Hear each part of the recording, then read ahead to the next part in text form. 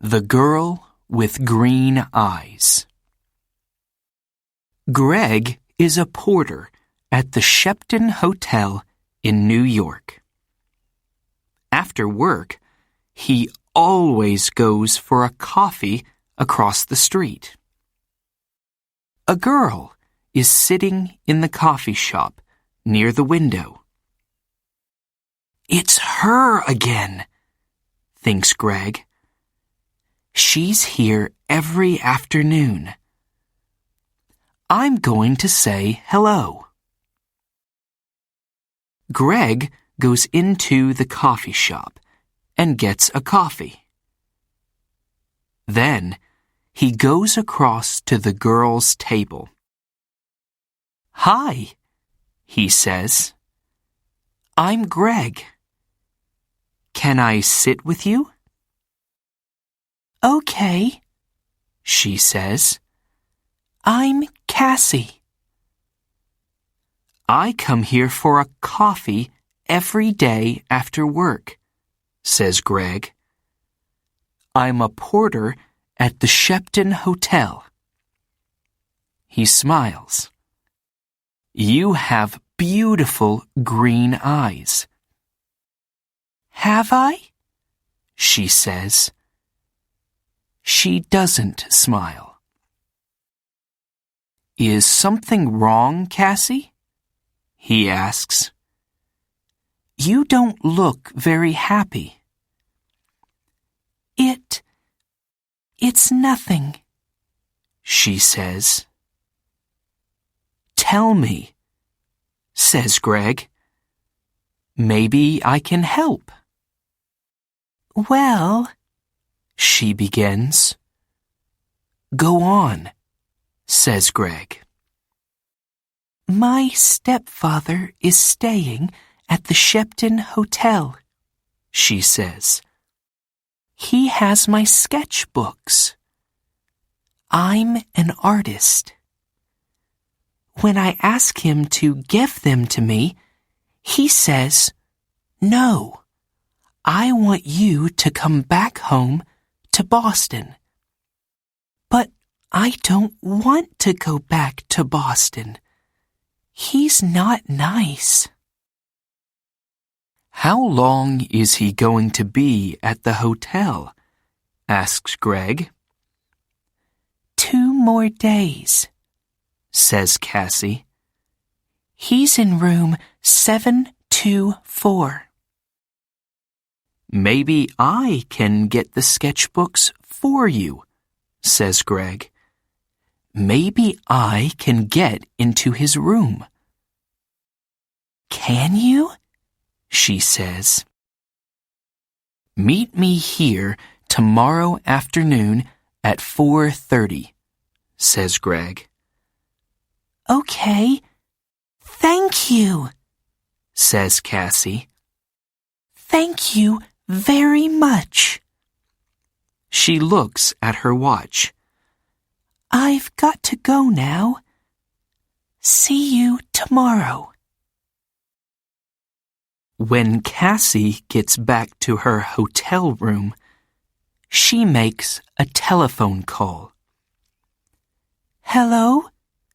she says. "It's me. It's okay. The boy's going to do it." "Yes, I'm going to get them from him tomorrow afternoon." "Okay, I can meet you there the morning after, at 10 a.m. Don't forget to bring the money, $2,000. Next morning, Greg arrives at work early. He goes to find room 724. "I have to wait for Cassie's stepfather to go out," he thinks. "I don't know his name, but it doesn't matter." Greg watches the door of room 724. he sees the girl come to clean the rooms. Some minutes later, a man comes out of room 724. That must be Cassie's stepfather, thinks Greg. He waits for the man to leave and for the cleaning girl to go into room 724.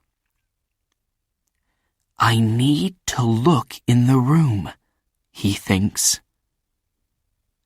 Greg waits for the girl to leave the bedroom. Then he goes into the room and begins to look for the sketchbooks. I must be quick, he thinks. Where are they? Suddenly, Greg sees the sketchbooks by the bed. Got them, he thinks. He begins to look at the pictures. Wow! Cassie is a great artist. These are good. Greg is leaving the room when he hears the cleaning girl call out to him. Hey, she says, what are you doing? Come back. Greg does not stop. Greg finishes work that afternoon and leaves the hotel through a door in the next street. When he gets near the front of the hotel, he sees the man from room 724. That's him again, thinks Greg. That's Cassie's stepfather. Greg waits for the man to go into the hotel. Then he goes to the coffee shop. Cassie is at the same table in the coffee shop. Greg gets a coffee and goes to sit with her. I have them, he says, and he puts the sketchbooks on the table. That's great, says Cassie. How can I thank you, Greg? You can meet me later, he says, after I go home and change out of my porter's uniform. I'm sorry, Greg, says Cassie. I can't tonight. Maybe tomorrow night. Okay, says Greg. Tomorrow night. We can get something to eat first. Yes, okay, says Cassie. I have to go now, but meet me here tomorrow evening at 6 o'clock. Cassie gets up, ready to leave. Don't forget your key, says Greg. Oh, thanks, says Cassie. She takes it from him quickly. See you tomorrow. Greg is finishing his coffee when he sees his friend, Mike. You're in trouble, Greg, says Mike. Jake Russo's sketchbooks are not in his room. Room 724. And there are CCTV pictures of you coming from that room. Who is Jake Russo? Asks Greg. Suddenly, he's not feeling very well. An artist, says Mike. His pictures sell for thousands of dollars, and his sketchbooks sell for thousands too. Do you have them? Asks Mike. No, a girl has them, says Greg. What girl? Asks Mike. A girl with green eyes, says Greg, and he tells Mike about Cassie and her stepfather. But it's not true, says Mike when Greg finishes speaking. Jake Russo doesn't have a wife or a stepdaughter. You have to find that girl and get the sketchbooks, Greg. And you have to do it before the police find you. Greg walks home to his one-room apartment. How am I going to find her? He thinks.